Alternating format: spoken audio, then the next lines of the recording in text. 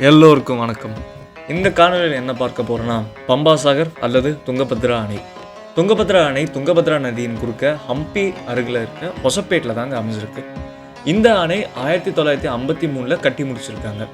இந்த அணையோட உயரம் 49.5 மீட்டர்கள். இதோட நீளம் 2449 மீட்டர்கள். இது சிமெண்ட் உபயோகப்படுத்தப்படாத அணைங்க. அதாவது மண், கருங்கல் மற்றும் சுண்ணாம்பு கொண்டு கட்டப்பட்ட அணை. இந்த துங்கபத்ரா நதி எப்படி உருவாச்சுன்னா, துங்கா நதி மற்றும் பத்ரா நதி இரண்டுமே ஷிமோகா என்ற நகருக்கு அருகே உள்ள குடிலி என்கின்ற கிராமத்தில் ஒன்னா கலந்து துங்கபத்ரா நதியா உருவாகுது. துங்கா மற்றும் பத்ரா நதிகள் இரண்டுமே உருவாகின்ற இடம் மேற்கு தொடர்ச்சி மலையின் குதிரைமுகா என்கின்ற மலைப்பிரதேசத்தில் தாங்க. இந்த மலைப்பிரதேசத்தில் உயரம் 1458 மீட்டர்கள். இந்த மலையில் உள்ள கங்கமூலம் என்கின்ற குகையிலிருந்து தான் துங்கா நதி உற்பத்தி ஆகுது. இதற்கு அருகே உள்ள இடத்திலிருந்து பத்ரா நதி உருவாகுது. கிட்டத்தட்ட இந்த ரெண்டு ஆறுமே ஒரே மலைத்தொடரிலிருந்து தாங்க உருவாகுது.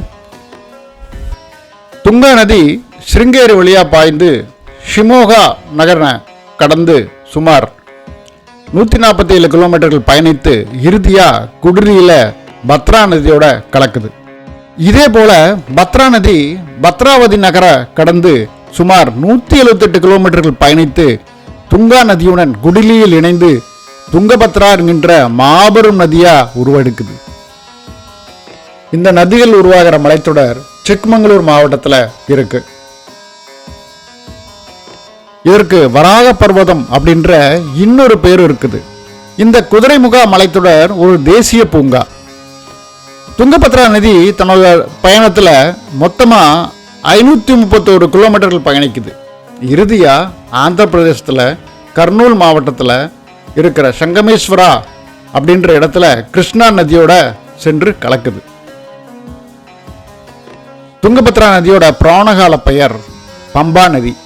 இதோட வரலாற்று பெயர் வரதா நதி. சுதந்திர இந்தியாவுக்கு முன்ன 1860ஆம் ஆண்டுகளில் பிரிட்டிஷ் அரசு தான் முதல்ல துங்கபத்ரா அப்படின்ற டேமை கட்டுறதுக்கான திட்டத்தை தயாரித்தாங்க.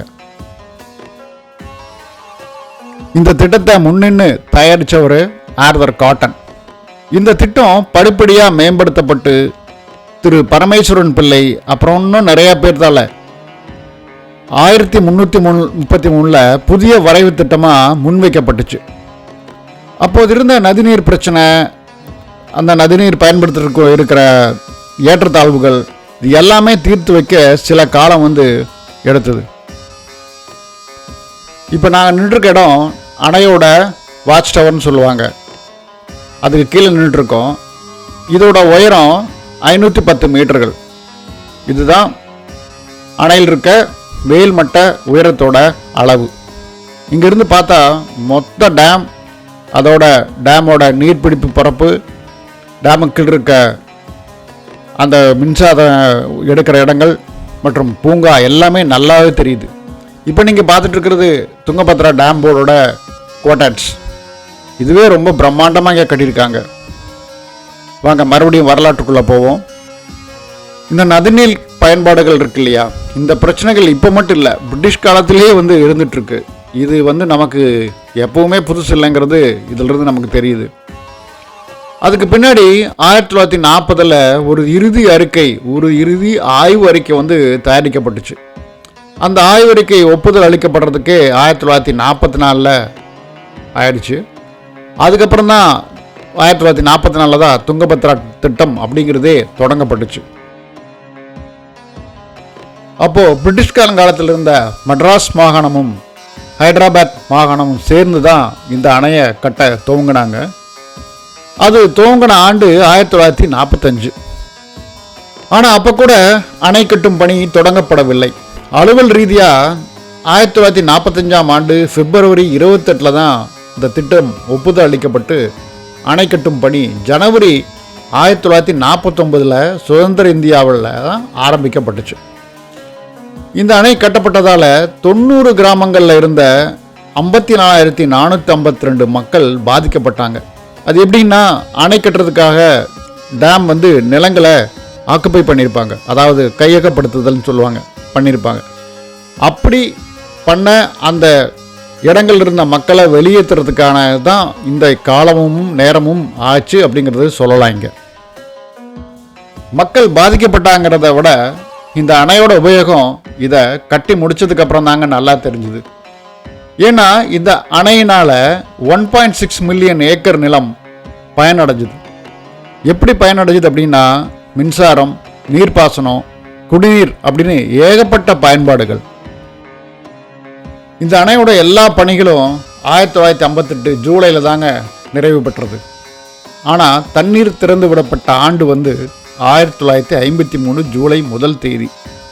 அது ஏன்னா கட்டி முடிக்கிறதுக்கான சில விஷயங்கள் தொடர்ந்துகிட்டே இருக்கும். ஆனால் அதுக்கு முன்னாடியே அணையை நிர்வாகம் பண்ணுறதுக்காக 1953 ஜூலை 1 தேதி அணையிலிருந்து தண்ணீர்கள் திறந்துட்டாங்க. இந்த அணையை நிர்வாகம் செய்கிறது துங்கபத்ரா டேம் போர்டுங்க. ரொம்ப அருமையான நிர்வாகம். எப்படின்னு கேட்டால் பாதுகாப்பு ஏற்பாடுகளில் ரொம்ப ரொம்ப கவனமாக இருக்கிறாங்க. நீங்கள் அணையை ஃபோட்டோகிராஃப்ஸ் எடுக்கிறதுக்கு, வீடியோகிராஃப் எடுக்கிறதுக்கு கொஞ்சம் கூட அனுமதியே கிடையாது. ஆனால் நம்மளோட மொபைல் ஃபோன்ஸில் வேணால் எடுத்துக்கலாம், வீடியோ எடுக்கலாம், ஃபோட்டோகிராஃப்ஸ் எடுக்கலாம்.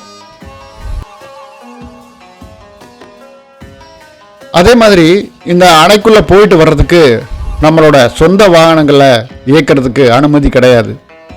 இந்த அணையை சுற்றி பார்க்குறதுக்குன்னே துங்கபத்ரா டேம் போர்டு போக்குவரத்து ஏற்பாடுகளில் செஞ்சுருக்காங்க. அதில் தான் நம்ம போயிட்டு வந்துக்கணும். சின்ன சின்ன மினி பஸ்களை விட்டுருக்காங்க. அந்த மினி பஸ்க்கு 3 இடத்துல நம்மளை கூட்டிகிட்டு போகும். ஃபஸ்ட் இடம் முதல்ல ஹையஸ்ட் பிளேஸு வாட்ச் டவர், 510 மீட்டர் உயரத்தில் இருக்க வாட்ச் டவர். அதுக்கப்புறம் டேமோட டாப் வியூ, அதாவது டேமில் நம்ம நின்று பார்க்குற மாதிரியான ஒரு இடம் இருக்குது. ஆனால் டேமோட மேற்பரப்புக்கு போய் பார்க்குறதுக்கான அனுமதி இல்லை. இந்த டேம் பக்கத்தில் மேற்பரப்புலேயே ஒரு பூங்கா இருக்குது, அங்கே வேணால் நின்று பார்க்கலாம். அங்கிருந்து பார்க்கும்போது அந்த தண்ணியோட கொள்ளளவு எவ்வளவுங்கிறத பார்த்தீங்கன்னா ரொம்ப ஆச்சரியமாக இருக்கும். அந்த தண்ணி நிறைஞ்சிருக்கிறது ரொம்ப மலைப்பாக இருக்குங்க. கண்ணு கட்டின தூரம் வரைக்கும் தண்ணி தான் தெரியுது. இங்கிருந்து பைனாகுலர் வச்சு பார்த்தாலும் தெரியுமா அப்படிங்கிறது எனக்கு தெரிஞ்ச டவுட்டு தான். அவ்வளோ தண்ணி இருக்கு, ரொம்ப ரொம்ப ஆச்சரியமாக இருக்கு. இந்த துங்கபத்ரா டேமோட இந்த ஹம்பி வீடியோ நிறைவு பெறுதுங்க. ரொம்ப பழமையான வரலாற்று சின்னம், யுனெஸ்கோவோட வரலாற்று சின்னம் ஹம்பியை பார்த்த மன நிறைவோட, விஜயநகர சாம்ராஜ்யத்தோட சின்னங்களை பார்த்த மன நிறைவோட அடுத்த நாள் காலையில் ஊருக்கு திரும்பிட்டோம். விஜயநகர சாம்ராஜ்யம் ரொம்ப சிறப்பு வாய்ந்ததுங்க. எப்படின்னு கேட்டிங்கன்னா இவங்க அவங்களோட நிலப்பரப்பில் மட்டும் இல்லை, அவங்க ஆட்சி செஞ்ச எல்லா இடங்கள்லையும் தங்களோட பாதிப்புகளை பெருமளவு விட்டுட்டு போயிருக்காங்க. எல்லா பாலடைஞ்ச கோயில்லையும் புதுப்பிச்சு கட்டினது இவங்க தான். அதாவது ஹம்பியில் மட்டும் இல்லை, தஞ்சாவூரில், கும்பகோணத்தில், இன்னும் திருச்சியில் இருக்கிற பழமையான கோயில்களை புதுப்பிச்சது இவங்க தான். அவங்கள வாழ்த்தி வணங்கிட்டு இந்த ஹம்பி பாகத்தை நிறைவு செய்வோம். மீண்டும் ஒரு நல்ல ஒரு காணொளியில் சந்திக்கும் வரை வணக்கம் கூறி விடைபெறுகிறோம். நன்றி.